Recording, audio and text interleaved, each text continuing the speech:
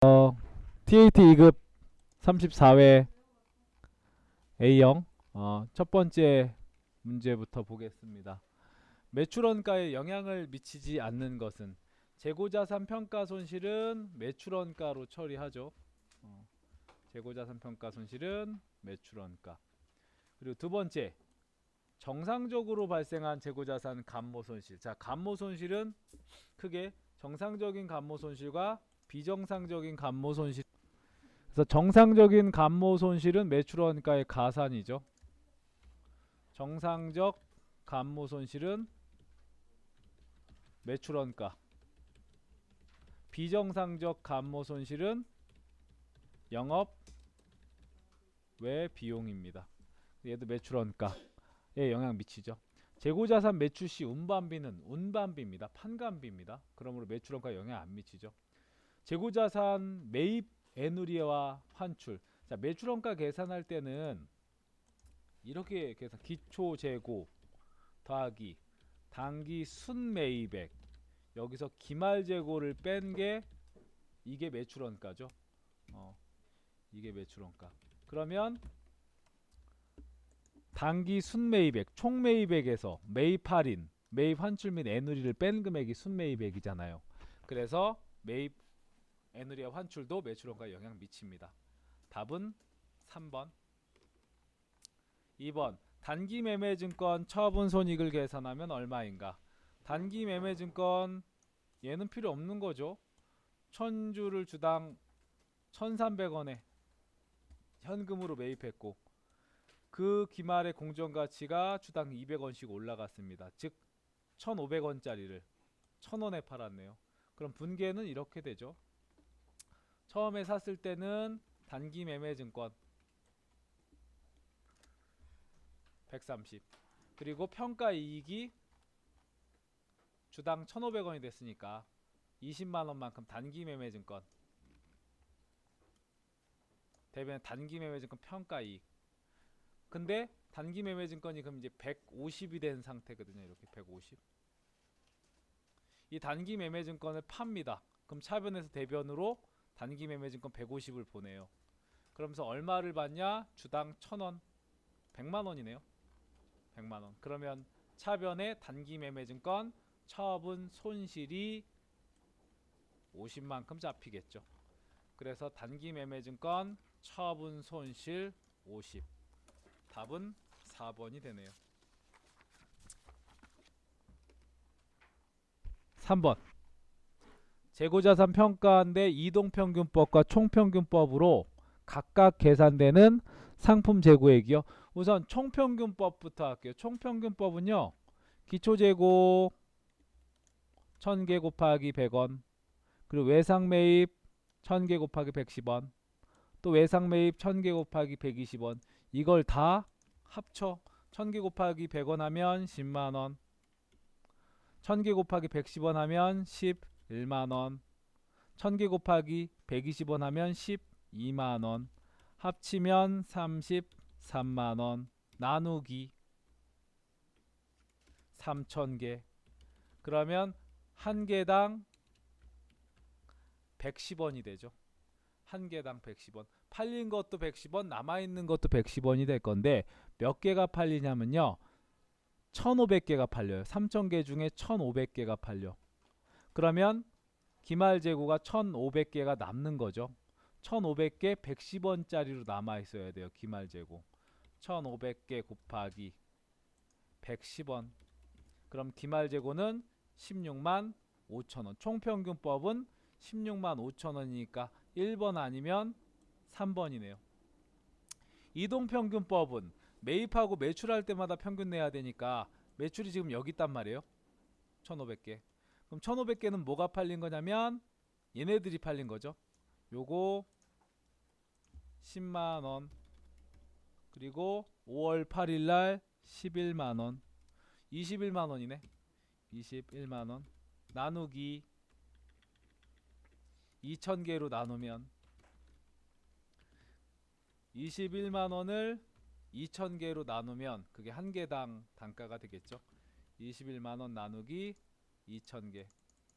그럼 한 개당 단가는 105원입니다. 105원짜리가 팔린 거야.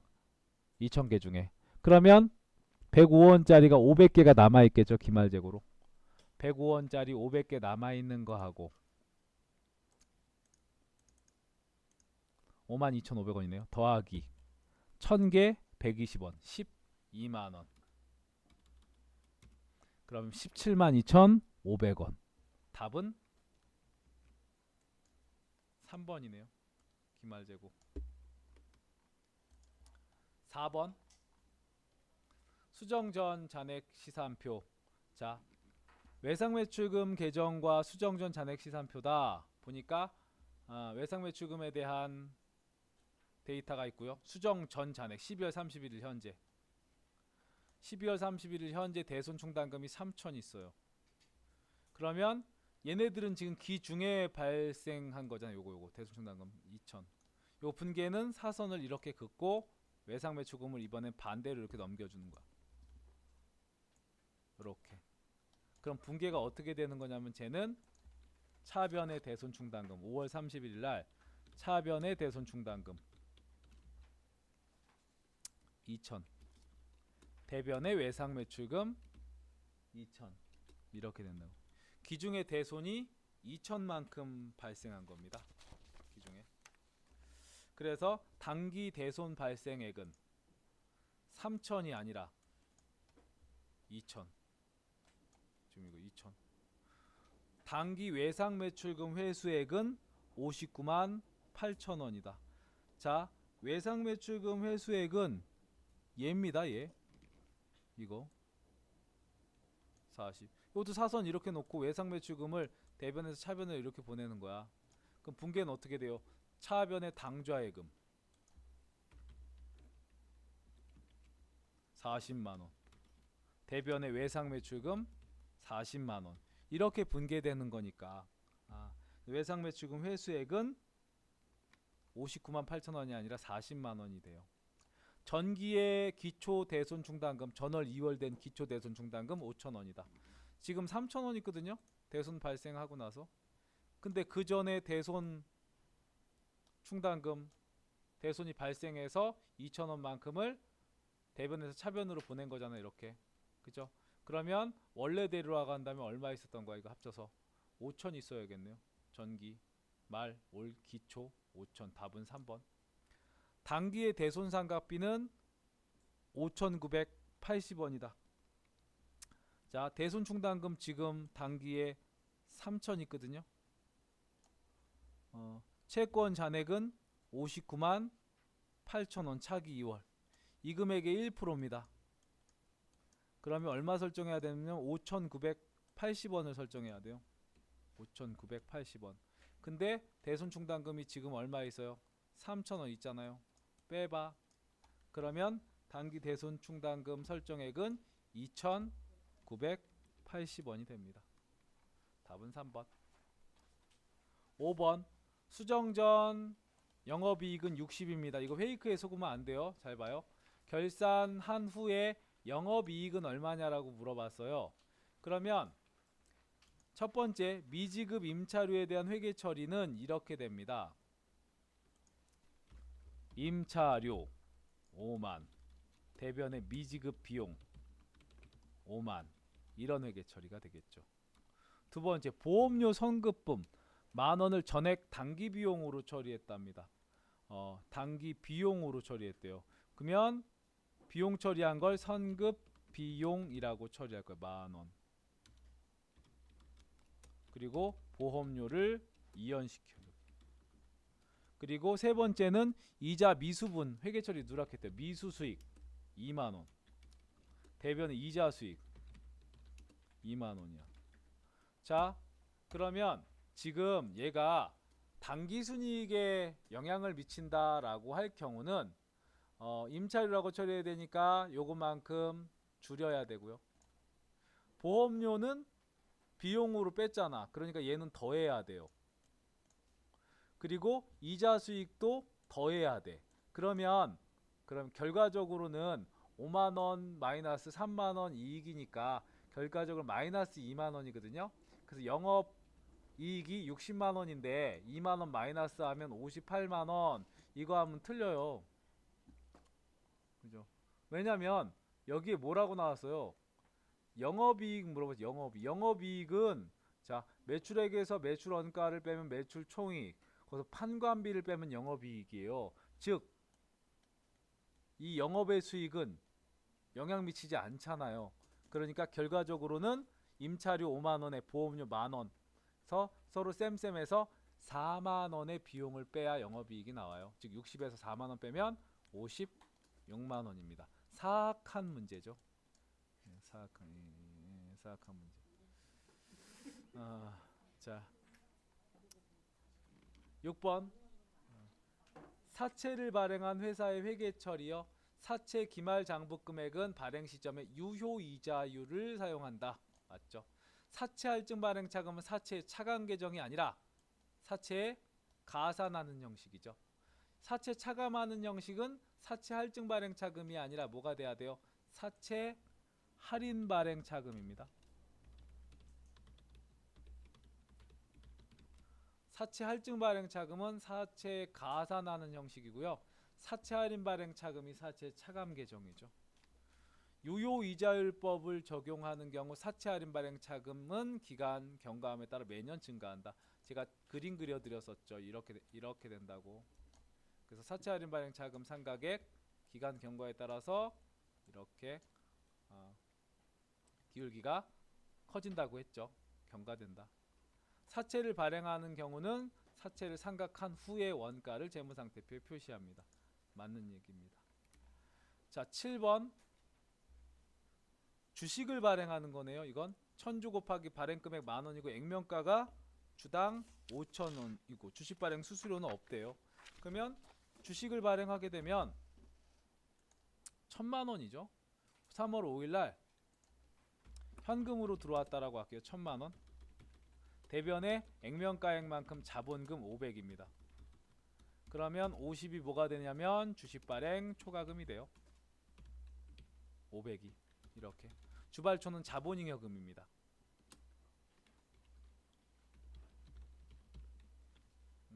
이렇게 해놓고 9월 20일 날 주식을 또 발행하는데 천주 4,000원에 액면가는 5,000원이야. 그러면 천주 곱하기 액면가 5,000원만큼 500만원이지만 발행금액이 4,000원이니까 400인데 수수료 10만원이 발생했대요. 수수료 10만원 주식 발행할 땐 비용 처리하는 게 아니라 발행가액에서 차감하는 거고요. 애초에 400 들어오는 게 아니라 10만원 빼고 390 들어와요. 현금으로 들어온지 모르겠지만 400이 아니라 우선 10만원 까고 들어와. 이렇게. 자본금은 액면가 500입니다. 그럼 원래 110이 주식 할인 발행 차금이 돼야 돼요. 하지만 주식 할인 발행 차금은 뭐가 있으면 주발초가 있으면 주식 발행 초과금을 상계하고 나머지가 주식 할인 발행 차금이에요. 그래서 여기다가 주식 할인 발행 차금을 쓸 수가 없어. 이거 하기 전에 뭐가 있다면 주식 발행 초과금이 있다면 주식 발행 초과금을 상계하는 거거든요. 그래서 대변에 있던 주발초를 상계하는 거야. 얼마? 110. 대변에서 차변으로 주발초를 110 끌고 왔어요. 그럼 이 회사의 재무상태표에 표시되는 주발초는 얼마가 남아요? 500에서 110을 빼면 390이 남는 거야. 그래서 답은 1번이 됩니다. 8번. 다음 대화에서 선생님의 질문에 올바른 답변을 한 사람. 이거는 굉장히 어려운 문제죠, 사실은. 그죠? 조직 구성원이 이사회와 경영진이 제시한 경영 방침이나 지침에 따라 업무를 수행할 수 있도록 마련된 정책 및 절차와 이러한 정책 및 절차가 준수되도록 하기 위한 제반 활동을 물어봤거든요. 그래서 우선 얘는 통제 활동이고요. 자, 내부 통제 제도에 대한 얘기를 요거는 톡으로 보내드릴게요. 5가지. 첫 번째는 통제 환경이 있고요. 두 번째 위험 평가가 있고, 세 번째 통제 활동이 있고, 정보 및 의사 소통이 있고, 네 번째 모니터링 활동이 있습니다. 그래서 얘네들을 간단하게 얘기할게요. 자, 부가가치세 과세 대상 재화의 공급에 해당하지 않는 것. 교환계약 공급, 현물출자 공급, 가공계약 공급. 답은 4번이죠. 2번이죠. 법률상 경매, 공매, 수용으로 인한 재화의 공급은 공급으로 보지 않습니다. 10번 부가가치세법상 면세의 잘못 설명하고 있는 것. 부가가치세 부담이 완전히 제고된 완전 면세는 면세라고 하지 않고 이거 뭐죠? 영세율이죠. 완전 면세는 불완전 면세입니다. 면세는. 그래서 민수가 틀렸어. 매입 시 부담한 매입세 공제 안 되죠. 영세율 적용 대상 되려면 어떻게 해야 돼요? 면세를 포기해야 됩니다. 우리나라에서 생산되어 식용으로 제공되지 않은 미가공 농산물, 축산물, 임산물 면세되는 재화. 그죠? 그 답은 민수. 11번 부가가치세 확정신고 시 과세표준 금액이요. 자, 과세표준 물어볼 수도 있고 매출세액 물어볼 수도 있거든요. 우선 과표는 매출액 5천입니다. 그리고 국가에 무상으로 기증한 건 면세죠. 그죠? 무상으로 기증한 것. 화재로 인해 소실된 제품. 화재로 인한 소실은 재화의 공급이 아니잖아요. 그죠? 얘도 아니야. 화재도. 중고기계 처분 1,000만원 과표죠. 그러면 합치면 얼마요? 6천이네요. 매출세액은 이 금액의 10%입니다. 600. 소득세법 기타 소득에 해당하지 않는 거. 복권 당첨 소득. 물품 일시적 대여하고 사용료 받는 거. 그리고 재산권 알선 수수료. 기타 소득입니다. 저작자 또는 음반 제작자가 저작권의 양도 또는 사용의 대가. 이건 사업소득입니다. 이게 기타 소득이 되려면 저작자 또는 음반 제작자 이외의 자가 양도 사용하는 대가 받으면 그때는 기타 소득이에요. 답은 4번. 15번 요런 문제 있었는데, 자 요런 문제와 다른 점이 뭐냐면 그때는 하나가 과세였었던 걸로 기억해요. 지금은 식사 제공하고 있지 않기 때문에 비과세고, 자가운전 보조금도 기준에 따라서 받는 거죠. 그러면 비과세되는 것을 뺀 나머지 금액만 총급여에게 합쳐야 돼요. 그래서 요거는 총급여고요. 3,900. 240 중에 10만원은 비과세잖아요. 빼고 그러면 10만원씩이면 120만원이죠. 비과세 빼고 120. 마찬가지로 업무수행 20만원까지 비과세죠. 그러면 10만원은 과세니까 120. 240. 그러면 합치면 240, 3,900, 4,140. 4,140. 답은 3번. 요런 문제랑 비슷한 문제 있었어요. 그때는 어느 하나가 과세되는 거였어. 14번 종합소득 금액. 우선은 본인을 빼먹으면 안 돼요. 본인. 그지? 본인. 여기만 하면 안 돼. 안에 소득 없으니까 가능하죠. 부친 사망하셨지만 올해까지는 공제가 가능하죠. 그래서 부친. 근데 부친 70세가 넘으셨기 때문에 경로우대도 되네요. 그죠? 장남은 장애인인데 나이는 상관 안 하는데 사업소득 금액이 100이 넘죠. 기본 공제 안 돼. 기본이 안 되면 뭐도 안 돼요. 추가 공제도 안 되죠. 장애인. 장녀 기본 되죠.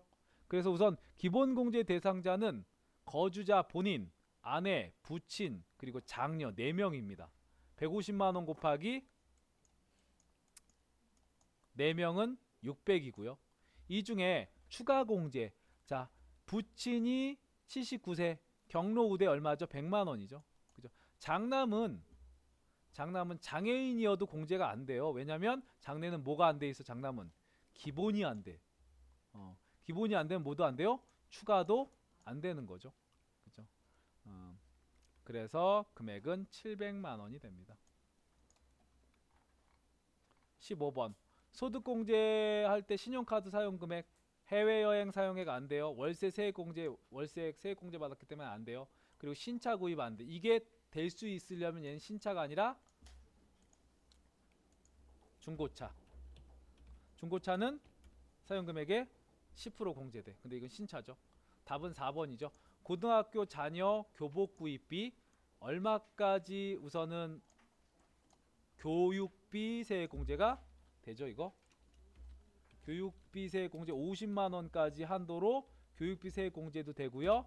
그리고 신용카드 소득공제도 중복됩니다. 그죠? 가능하죠. 자, 이론은 여기까지. 실무 발행 지급어음 만기 결제.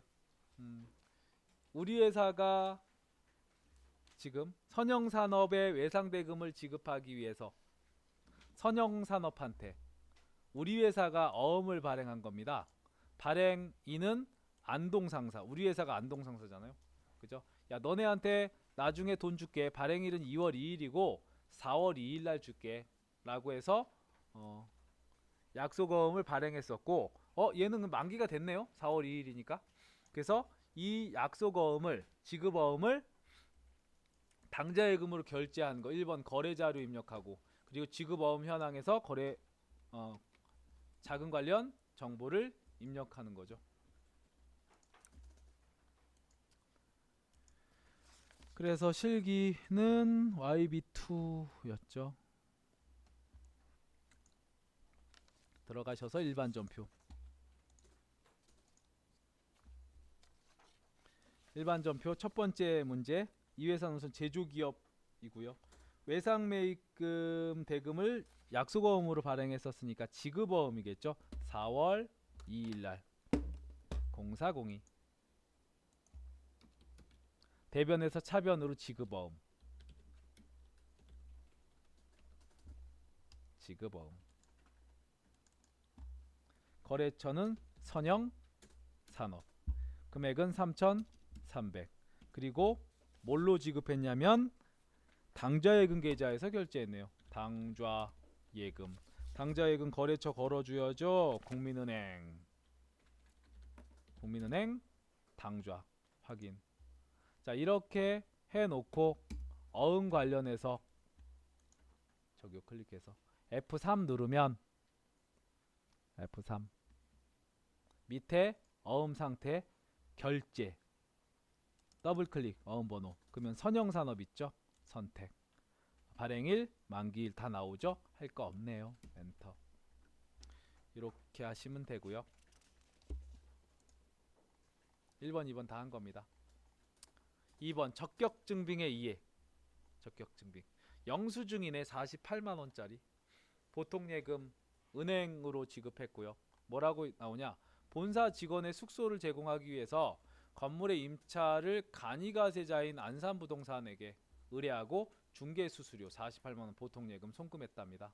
경비등 송금명세서 제출 대상자, 중개수수료 계좌 이체 내역, 신한은행 예금주 김시연, 거래자료 입력하고 경비등 송금명세서. 자, 중개수수료 계정값 뭘 쓰면 돼요? 수수료, 비용. 4월 13일 일반 전표에 수수료, 비용 800번대 수수료 비용입니다. 금액은 48만원. 대변의 보통예금. 보통예금 거래처는 국민은행 보통 48만원. 요거 하고 뭐 작성해야 된다고요? 경비등 송금 명세서. 그래서 경비등 송금 명세서 클릭하셔서 거래일자 2019년 4월 13일 안산부동산 김시현, 사업자 등록번호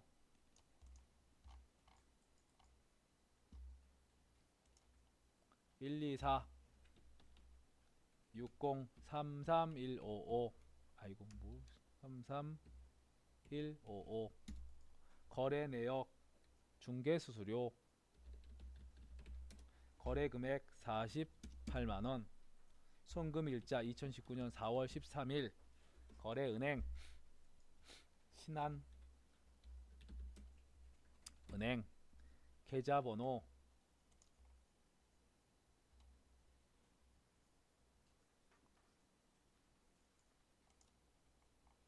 '뭘로 보낸 거야? 이거 쓰는 거죠? 여기 211-0321-1007 요렇게까지 입력하시면 됩니다. 그러면 경비등 송금명세서까지 작성한 거예요. 자, 그리고 유무형 자산의 매각. 빨간색 빨간색 세금 계산서는 매출 세금 계산서죠. 공장에서 사용하고 있는 화물차를 매각했고요. 화물차 매각 대금은 전액 외상이랍니다. 자, 평가 문제 첫 번째. 고정자산 등록 메뉴에서 양도일자를 입력할 것. 요거 하는 이유는 얘가 유형자산이기 때문에 양도하는 날까지에 대한 감가상각비를 고려하기 위해서 하는 거예요. 두 번째가 양도일까지 감가상각비에 대한 회계처리 일반 전표에 하랍니다. 세 번째가 양도일까지의 감가상각비 반영해서 매각에 대한 거래를 메인 매출 전표에 입력하고 전자세금 계산서는 전자 입력으로 하래요. 그래서 첫 번째 고정자산 등록 메뉴에 가셔서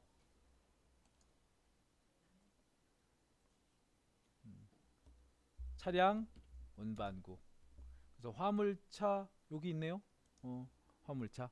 그리고 원래대로라고 한다면 감가상각비가 이 금액이 된다고요, 올해. 그런데 회사가 이걸 기중에 양도한단 말이에요. 그러면 양도일을 2019년 5월 31일을 입력하면 여기 회사 감가상각비가 5월 달까지의 감가상각비로 바뀌어요. 이 금액. 그래서 이 금액만큼을 이거 하라는 대로 하는 거야. 지금 양도일자를 입력하는 게 첫 번째였고요. 두 번째가 양도일까지의 감가상각비에 대한 회계처리를 하라라고 돼 있잖아요. 그래서 2697916만큼을 일반 전표에 분기할 겁니다. 5월 31일자에 차변의 감가상각비 몇 번대냐면 500번대입니다.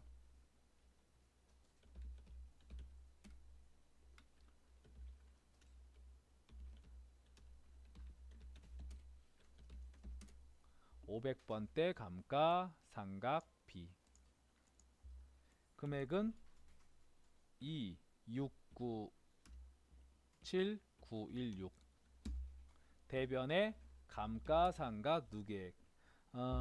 지금 그 더존 프로그램은 여기 옆에 본 계정이 안 나와 있거든요. 그래서 감가상각 누계액을 할 때 얘가 지금 차량 운반구잖아요. 그럼 차량 운반구가 몇 번인지 보시면 돼. 차량 운반구는 208번입니다. 그러므로 감가상각 누계액은 208번 플러스 1, 209번으로 감가상각 누계액 처리를 해주셔야 돼요. 그래서 2697916만큼 감가상각을 할 거고요. 세 번째로 할 일이 뭐냐면 양도일까지 감가상각비를 반영했습니다. 그래서 매각 처리를 하래요. 매각 처리. 그러면 고정자산 등록에 보면 아까 전에 이 회사의 차량 운반구는요. 정기 말까지 누계액은 2,500이고요. 그리고 회사가 감가상각을 통해서 누계액을 더 처리한 금액이 이 금액이죠. 그럼 합쳐진 금액이 누계액입니다. 그럼 취득원가는 5,000이고요.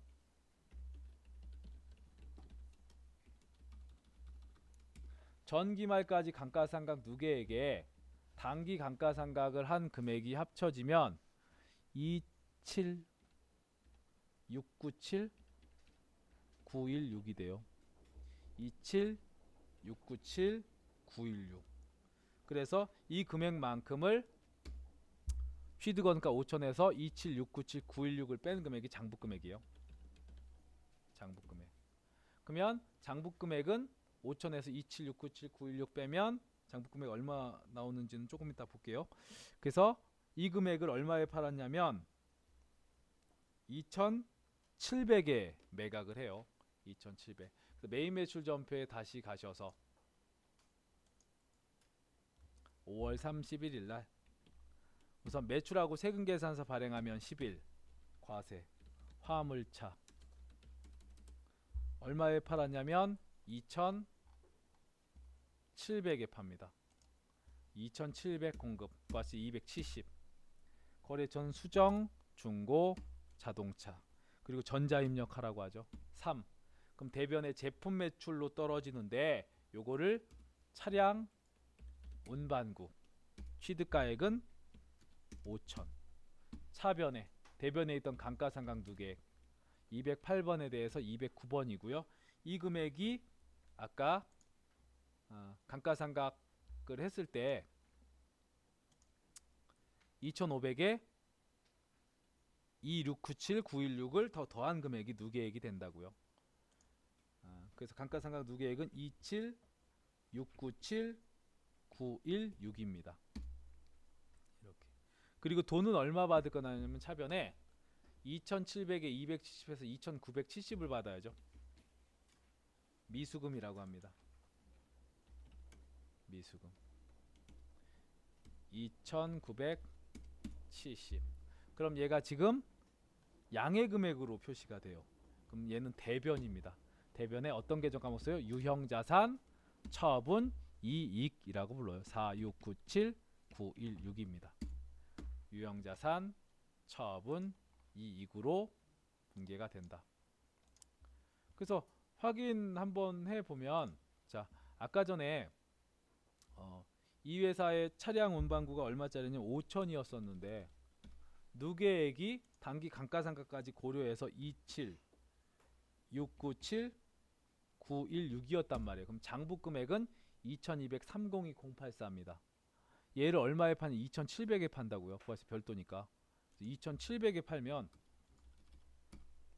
제가 마이너스 쳐버렸으니까 이렇게 나와. 이거 신경 쓰지 마시고요. 4697916 그게 이거죠. 그죠? 그래서 유형자산 처분이익 이렇게 하시면 됩니다. 그래서 3번까지 했고요. 퇴직금 지급. 퇴직금 지급하는데 퇴직급여가 지금 26117,010이고요. 뗀 건 이거야. 뗀 건 뭐라고 부르죠? 이거 예수금이라고 부르고 차인 지급액은 25497,000입니다. 근데 보통 예금으로 얼마만 줘요? 5497000만 주네? 그러면 나머지 금액은 이렇게 돼 있죠. 확정 급여형 퇴직연금에 가입돼 있네요. 그래서 김수현 퇴직금 2천만 원을 확정 급여형 퇴직연금은 퇴직연금 납입할 때 퇴직연금 운용자산이라고 처리한단 말이에요. 차변에. 이랬다가 퇴직금을 지급하면 차변에 있던 퇴직연금 운용자산이 대변으로 가는 거죠. 그죠? 그럼 퇴직금 지급할 때 쌤 퇴충은 없나요? 퇴충이요? 6월 30일 현재 합계잔액 시산표. 퇴직금 지급하면 제일 먼저 줘야 될 계정 과목은 퇴직급여 충당 부채. 안 나와.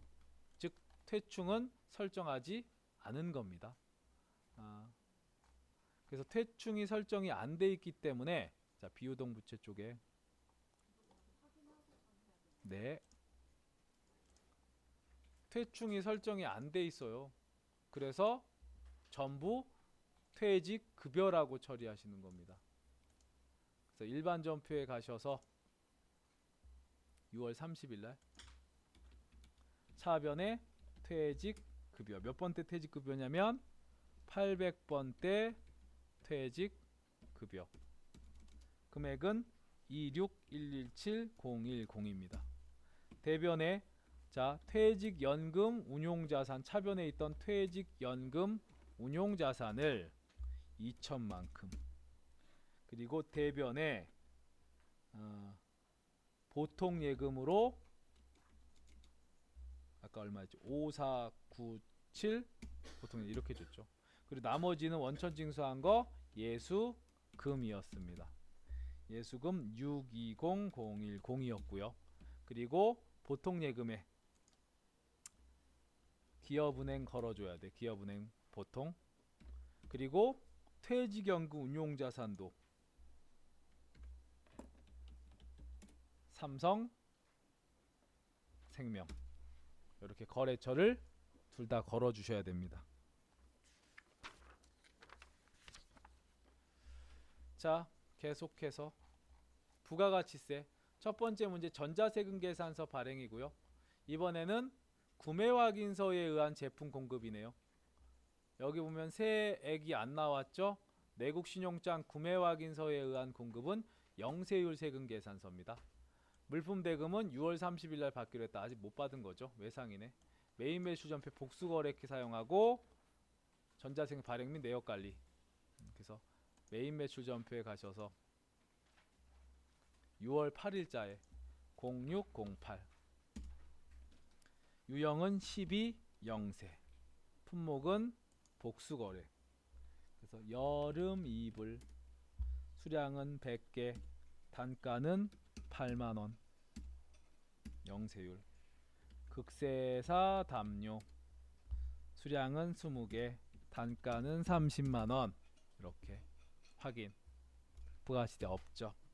거래처는 찬용 코리아. 그리고 전자세금 계산서 발행해야 되기 때문에 전자여 하면 안 돼요. 그리고 이 외상키 누르면 차변의 외상 매출금 1400, 대변의 제품 매출 1400이 찍히고, 얘를 메인 매출전표 복수거래키 사용해서 입력했고, 전자세금 계산서 발행 및 내역 관리하랍니다. 그래서 전자세금 계산서 발행 및 내역 관리 가셔서 6월 8일자 0608 한 건 있죠. 클릭해서 전자발행 확인, 발행 확인. 그리고 시험 목적상 국세청에 전송까지 해보라고 나오는 거예요. 전자세금 발행하고 전송하면 이렇게 되죠. 창 닫고, 그리고 발행 대상 보면 이렇게 전송 성공될 거고요. 메인 매출전표에서도 이렇게 됩니다. 그래서 전자세금 계산 발행 전송까지 해봤습니다. 2번 전자세금 계산서 발행한 건데 이거 착오로 이중 발급했네요. 6월 20일자에 착오로 이중 발급했답니다. 그래서 마이너스 사용해서 수정세금 계산서 음수로 외상대금과 제품 매출 음수로 전송일자는 무시한다. 뭐 이렇게 돼 있죠. 그래서 6월 20일자에 가서 보시면 이렇게 두 건이죠. 한 건 클릭해서 한 건 수정 세금 계산서. 수정 사유는 착오에 의한 이중 발급입니다. 참고사항에 보면 착오에 의한 발급, 이중 발급 여기 있죠. 부의세금 계산서를 당초 세금 계산 작성일에 그래서 확인 누르고, 당초 세금 계산서는 6월 20일자 마이너스로 찍혀 있죠. 확인. 이렇게 누르면 한 건에 대해서 마이너스로 한 건이 찍힙니다. 그래서 얘를 전자세금 계산서 가셔서 6월 20일자 그러면 한 건 있죠. 요거 똑같이 전자발행 발행 확인. 아카데미 전자세금 계산서 미전송 매출 조회 누르면 한 건 있을 거고 발행 확인. 그리고 다시 메인 매출 전표 가서 보시면 전자세금 발행 및 내역 관리 하시면 전송 성공돼 있죠. 메인 매출 전표도 가서 보시면 이렇게 전자 발행이라고 찍힙니다. 자, 내역 관리까지 이렇게 했고요. 그리고 창을 닫으려고 하면 이 데이터가 떠요. 중복된 데이터가 있습니다. 해당 데이터를 보시겠습니까? 누르면 이렇게 고급 이불 얘네들 금방 했던 얘네들 나오는 거야. 그러니까 우리는 제대로 한 거였잖아요. 이거 그죠? 창 닫으시면 돼요. 그래서 잘못된 거 아니니까 걱정하지 마시고요. 대손세액 공제. 물건 모시입을 팔았는데요. 12월 20일 날 서울중앙지방법원의 민사소송법에 따라서 화해 권고 결정이 내려졌답니다. 요거는 이제 화해 권고 결정이라는 건 재판부가 야, 너네 쌍방 합의해라 강제로. 이게 화해 권고 결정이에요. 쌍방 합의해라. 그래서 쌍방 합의된 거야. 그래서 저거만큼 못 받게 되는 게 확정이 된 겁니다. 300만 원에 대해서 300에 30이죠. 부가가치세. 그래서 저거 대손 발생 사유가 2019년 12월 20일 날 민사소송법에 따라서. 그러면 대손세 공제신고서 클릭하셔서 대손세 공제는 10월부터 12월 확정 때만 하는 거고요. 그리고 뭐라고 나오냐면 대손사유를 8 기타 입력. 기타 입력. 그리고 뭐라고 하냐면 재판상 화해라고 집어넣으래요. 이렇게. 대손 기준일. 저거 언제 처음에 언제 판 거냐면 작성일자는 2014년 7월 20입니다. 2014년 7월 20일. 그리고 대손 확정일은 올해죠. 2019년 12월 20일입니다. 대손 금액은 330 입력하면 300과 30.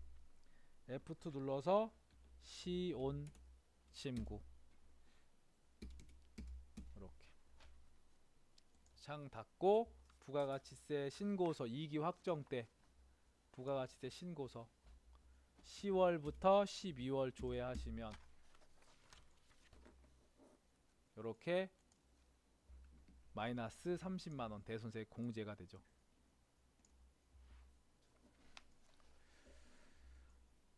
자, 그리고 매입세액 불공제 내역 작성자의 부가가치세 신고서 작성입니다. 2019년도 과세사업과 면세사업 공통되는 자산이 이렇게 있고요.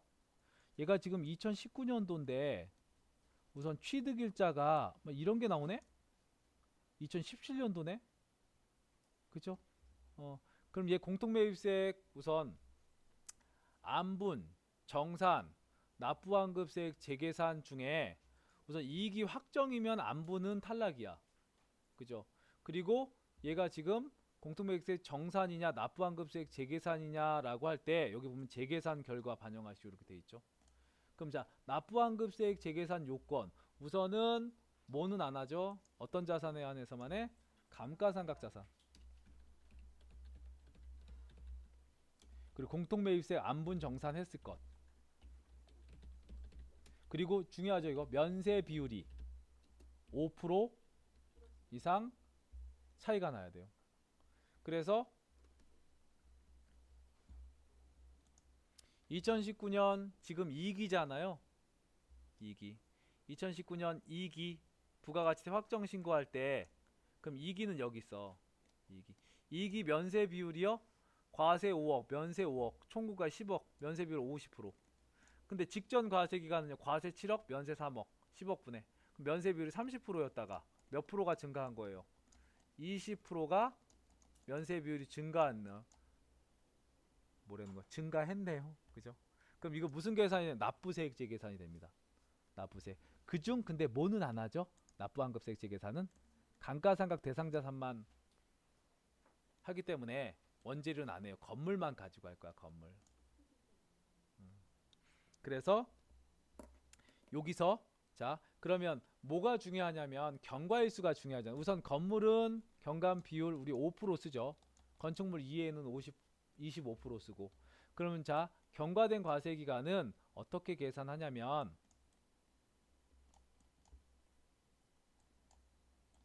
2017년도, 18년도, 19년도 지금 19년도 언제 하는 거냐면 확정 때 납부환급세액 재계산을 하고 있습니다. 이때 확정 때 2기 때 그러면 2017년 6월 달에 취득을 했어요. 6월 달에. 그러면 1기에 취득한 건 언제 취득한 걸로 본다고요? 1월 1일 날. 2기에 취득한 건 7월 1일 날. 그래서 1월 1일부터 한 과세 기간, 두 과세 기간, 경과된 과세 기간. 그리고 2018년도 한 과세 기간, 두 과세 기간. 그죠? 그리고 2019년도 한 과세 기간, 그리고 경과된 과세 기간으로 보지 않는 당기 확정 신고는 당해 확정 신고 기간은 경과된 과세 기간을 안 보죠. 그러니까 하나, 둘, 셋, 넷, 다섯, 5과세 기간이네요. 5과세 기간. 그래서 자 부가가치세, 공제받지 못할 매입세, 매입세 불공제 내역 클릭하셔서 몇 월부터 몇 월, 10월부터 12월, 그리고 납부 환급세액 재계산. F. 자, 우선 건축물은 1번, 기타는 2번이죠. 지금 건축물이죠. 건축물. 구분은 됐고요. 해당 재화의 매입세액. 해당 재화의 매입세액은, 자, 건물은 8천이죠. 그러니까 8천. 경감된 비율 몇 쓴다고요? 5. 경과된 과세기간 아까 계산한 거 몇 과세기간? 5과세기간. 그리고 증가 또는 감소되는 면세 비율. 아까 증가되는 면세 비율이죠. 플러스 20%죠. 그러면 이렇게 1200만 원이 나와요. 1200만 원. 그래서 저장하시고요. 요게 매입세액 불공제 내역 작성한 겁니다. 그러면 얘를 가지고 확정때 반영하라. 2번 부가가치세 신고서 가셔서 10월부터 12월 아니요 눌러야겠네. 그럼 공제받지 못할 매입세액에 요렇게 1억 2천에 1200만큼 떠질 거고요. 매입세 공제 안 된 만큼을 회계처리 일반 전표에 하라고요. 그러면 12월 31일 날 매입세 공제가 안 되니까 부가세 대금을 차변이 아니라, 매입세 공제되면 부가세 대금 차변이야. 공제가 안 돼, 불공제야. 그럼 부가세 대금을 대변해. 1200. 이거만큼 그 본 계정 아까 뭐였죠? 건물 1200 요렇게 처리를 합니다. 자, 결산. 그럼요. 결산 보면 상환일을 봤을 때 우리가 지금 기준은 2019년 12월 31일입니다. 그죠? 1호부터 2020년 6월 1일. 얘는 1년 이내 상환하는 거죠. 얘는 2021년도니까 원리금 상환 2021년 6월 1일부터. 근데 얘는, 그러니까 얘는 아니죠. 2024년 12월 31일이 상환일인데 이게 5년간 균등 상환이네요. 2020년도부터. 그러면 5천만 원 중에 5로 나누면 균등 상환 2020년부터 1000만 원씩 상환하는 거죠. 그러면 요거 3천 유동성 대체해야 되고요. 5천 중에 1000만 원만큼 유동성 대체해야 되네요. 그래서 12월 31일 날 차변에 장기 차입금 국민은행 차입 3천만 원. 대변에 유동성 장기 부채 국민은행 차입. 그리고 또 5천만 원 중에 1000만 원 차변에 장기 차입금 기업은행 차입 1000만 원. 대변에 유동성 장기 부채 기업은행 차입. 이렇게 되는 거죠. 신한은행은 하는 거 아니죠, 그죠? 올해는 2번 또 수동결산이네요. 학계잔액 시산표에 보험료 10월 1일날 가입했고 1년분 보험료 240을 선납하였다. 선급비용이라고 처리했나봐요. 확인해볼까요? 10월 1일자에 선급비용이라고 처리했네요. 그러면 얘를 연간 보험료는 240이니까 12로 나누면 한 달에 20만원씩이고요. 한 달에 20만원씩 10, 11, 12 3개월치는 올해 보험료가 돼야 됩니다. 그래서 12월 31일 차변의 보험료 500번대 보험료 60만원을 차변에, 대변의 선급 비용 60만원이죠. 자, 문제 4번. 근로소득 관리 보시면 부모 자녀 2명 있고요. 김진구님 사망 신고서가 있네요. 그래서 김경수님은 근로소득 금액이 즉 종합소득 금액이 3천만 원 이하이신 분이고요.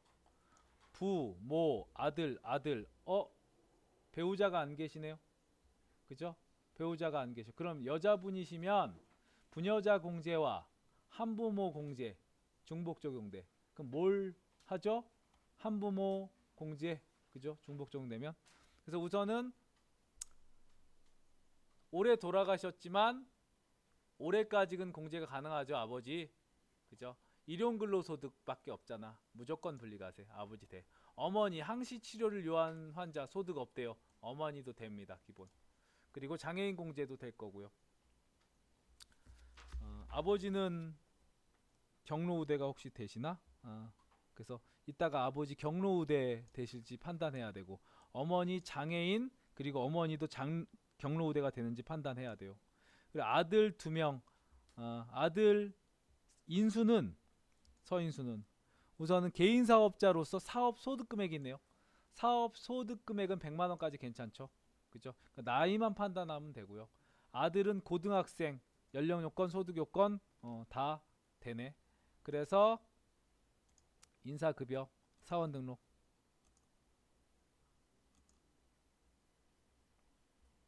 김경수님 본인. 자, 그리고 아까 기본공제 대상자 자녀가 있었죠? 그러면 뭐 가능해요? 한부모 공제가 가능하죠. 자, 그리고 직계 존속. 아까 아버지가 돌아가셨지만 사망신고서 여기 있죠. 9월. 올해까지는 아버지 공제 가능하죠. 김진구님. 그래서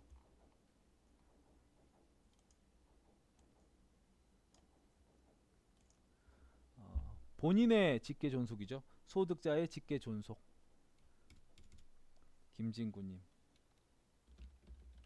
김진구님 주민번호가 440-405-1649-478입니다. 그래서 60세 이상 기본 올해 받으시고, 그리고 연세가 44년생이기 때문에 70세 경로 받으시는 거죠. 김진구님 직계 존속 60세 이상과 70세 이상. 그리고 또 소득자 직계 존속 이번엔 누구냐면 최미숙님 47년생도 경로우대 되네. 470-126-2111-115. 그리고 기본공제 받으시고 경로우대 가능하고, 그리고 아까 최미숙님은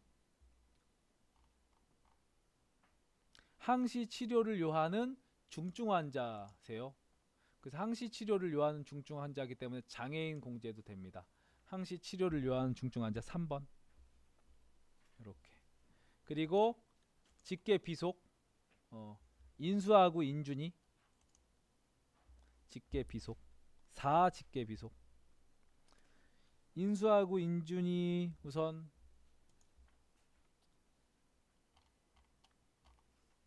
99년생이죠. 그죠? 99년생. 99년생이면 공제 가능하죠. 20살. 2001년도 가능하고요. 그래서 20세 이하. 서인수. 내국인. 990-305-1111116. 그래서 기본 받고, 기본 공제 대상자이기 때문에 자녀세 공제도 가능하죠. 또 직계 비속 20세 이하. 서인준. 내국인. 011123 3070799. 인준이도 기본 받고, 그리고 자녀세 공제까지 가능하죠. 요렇게 하시면 부양가족 명세 작성.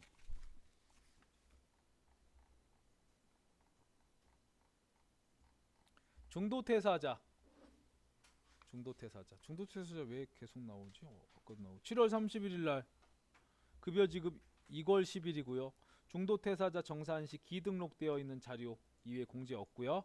자, 우선 이정원 제일 먼저 해야 될 게 사원의 퇴사일 입력하는 거고, 그리고 급여 자료 입력하고 중도퇴사자 정산 내역을 급여에 반영하고 9분 1 급여, 그리고 원천징수 이행상황 신고서 조정 대상 환급액은 이걸로 이월하기로 한다. 그러면 이정원 사원 사원 등록에 퇴사 연월 퇴사시켜야죠. 2019년 7월 31일 이렇게 하면 이정원 사원 파란색으로 표시가 되죠. 그리고 급여 자료 입력에 가셔서 수당공제 기본급과 상여 말고 딴 거 없죠. 공제 등록에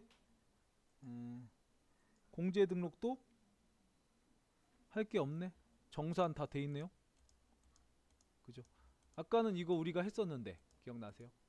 여기 급여 동그라미 쳤었고 돼 있네요. 그래서 우리가 할 건 없네. 그럼 자, 귀속 연월 우선은 귀속은 7월 07 그리고 구분은 급여로 2019년 그리고 얘 지급은 8월 10일 날 지급하는 거죠. 2월 10일이니까 2월 10일 급여 지급일은 2월 10일 7월 달 걸 8월 10일 날 지급하는 거죠.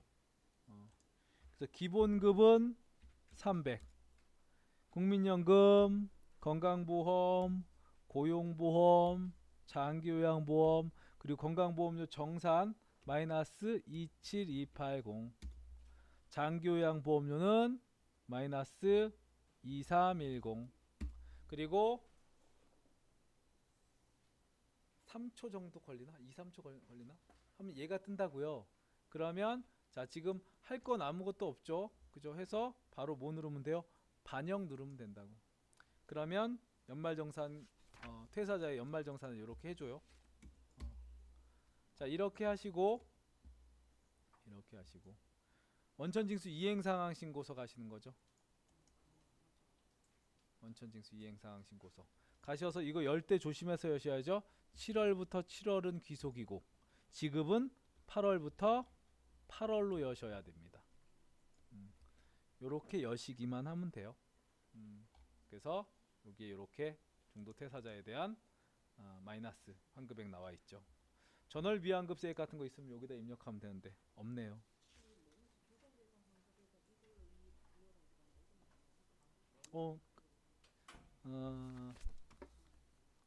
조정대상 환급액은 이걸로 2월한다. 여기 보면 아무 말 안 해도 차월 2월 환급액 나오죠.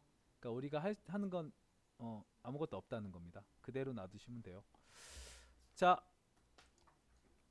아유 나 왜 장 닫고 저장. 그리고 좀 다른 것들은 다 닫을까?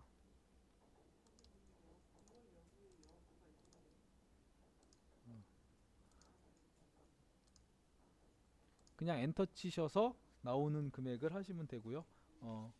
이걸로 2월 한다라는 건 그대로 그냥 놔두시면 됩니다. 그 데이터 차월 2월 환급액.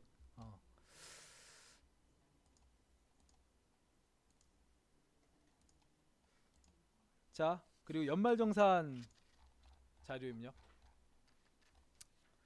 우선은 요 부분은 연말정산은 얘가 좀 중요한 건 아니고 봐봐요. 연세병원의 의료비가 있는데 그 중에 100만원은 실손보험에서 100만원 수령했대요.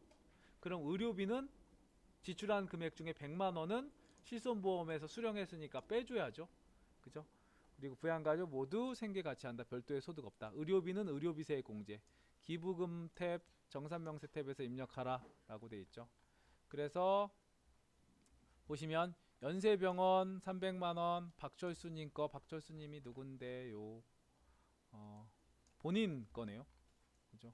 명성안경 그러면 안경만 50만원까지 해서 의료비는 350만큼을 입력하면 되고요. 기부금 한진이 한진이는 소득자 직계 존속이네요. 소득자 직계 존속.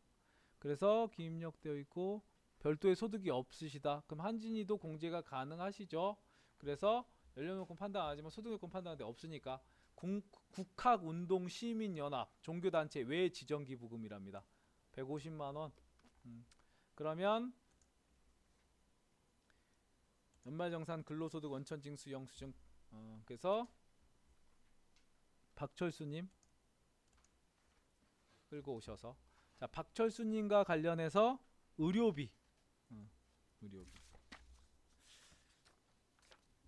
의료비는 소득 공제. 여기 보면 의료비 박철수 여기 있죠. 부양가족 관계 코드 더블 클릭 또는 F2 눌러도 되고요. 소득자의 본인이죠. 본인 의료비 확인. 상호는 됐고, 의료증빙 코드는 국세청. 건수는 한 건으로 해서 금액은 여기 얼마 입력해야 된다고요? 250입니다. 난임 중증 아니고요. 요렇게 되는 거죠. 그리고 기부금. 기부금은 기부금 탭에서 F2 눌러서, 기부금은 누구 거였냐면 한진이님 거였습니다. 기부금 국학운동 사업자 번호 12080053335. 상호는 국학운동 시민연합. 유형은 유형은 종교단체 이외의 단체죠. 그래서 요거 쓰시면 됩니다. 지정 40. 건수는 한 건. 금액은 기부 대상 금액은 150만원. 150만원. 요렇게 입력하시면 되고요. 이 자료는 국세청 자료고 금전. 그죠? 자, 그리고 기부금 조정 명세에 가셔서 공제세액 정산명세 누르기. 정산명세 반영 누르시면 요렇게 공제대상 150 중에 150만큼 요렇게 표시가 되죠. 그래서 연말정산 정산명세 다시 가서 보시면 두 가지가 표시가 돼 있어야 돼요. 의료비 250에 195,000원 15%. 종교단체 기부금 요렇게 들어오죠. 150에 그래서 요렇게 22만 5천원. 환급 받네 조금.